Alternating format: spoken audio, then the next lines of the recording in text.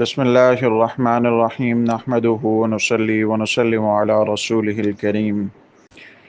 ناموں کے متعلق پیغمبر اسلام صلی اللہ علیہ وسلم کی اصلاحات اور زمانہ جاہلیت کا نظریہ کیا تھا، اس حوالے سے عرب معاشرہ شرک اور بت پرستی اور نخوت اور تکبر جیسے عیوب سے آلودہ ہو چکا تھا۔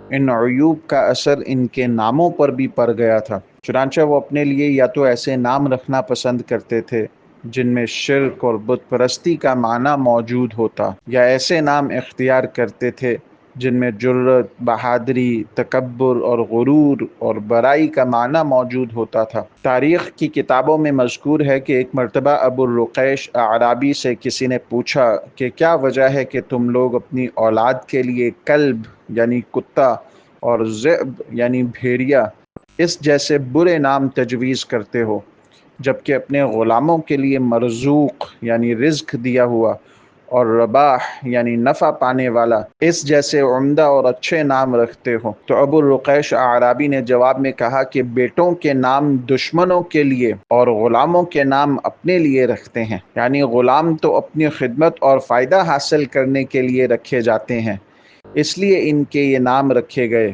اور اولاد چونکہ دشمنوں کے خلاف سینہ سپر ہو کر جنگ کرتی ہے اس لیے ان کے یہ نام تجویز کیے گئے تاکہ ان کے نام سنتے ہی دشمن مرعوب ہو جائے۔ بہرحال عرب معاشرے میں شرکیہ نام اور دیگر برے معانی پر مشتمل نام رائج ہو چکے تھے، چنانچہ عبد العزیٰ یعنی عزہ بت کا بندہ، عبد الکعبہ یعنی کعبہ کا بندہ، اسی طرح عبد الشمس یعنی سورج کا بندہ، اسی طرح غراب یعنی کوا اس جیسے نام بھی تاریخ کی کتابوں میں ملتے ہیں، اسی طرح عاص یعنی گنہگار۔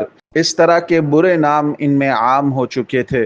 اپنی بہادری اور برائی جتانے کے لیے بعض اوقات وہ جنگلی درندوں کے نام بھی رکھ دیتے تھے، مثال کے طور پہ لیس اور اسد یعنی شیر، ذئب، بھیڑیا وغیرہ۔ اسلام جو توحید اور امن اور سلامتی کا دین ہے، تکبر اور نخوت جیسے برے اوصاف سے بیزار ہے، اس لیے اس سلسلے میں حضور پاک صلی اللہ علیہ وسلم کا عام معمول یہ تھا کہ جب ان میں سے کوئی اسلام قبول کرتا اور اس کا نام قابل اصلاح ہوتا تو آپ صلی اللہ علیہ وسلم نہایت اہتمام سے اس کے نام کی اصلاح فرماتے تھے۔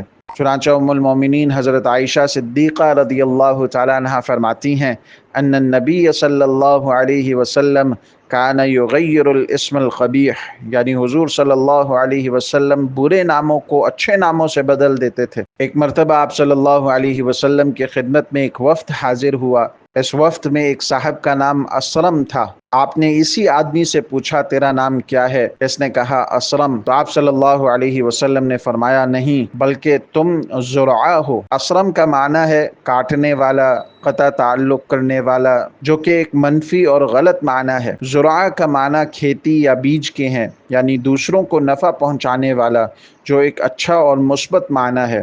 اسی طرح آپ صلی اللہ علیہ وسلم نے ایک لڑکی کا نام جمیلہ رکھ دیا جس کا پہلا نام عاصیہ یعنی گنہگار تھا۔ اسی طرح غزوہ حنین کے موقع پر آپ صلی اللہ علیہ وسلم نے ایک شخص سے پوچھا آپ کا نام کیا ہے؟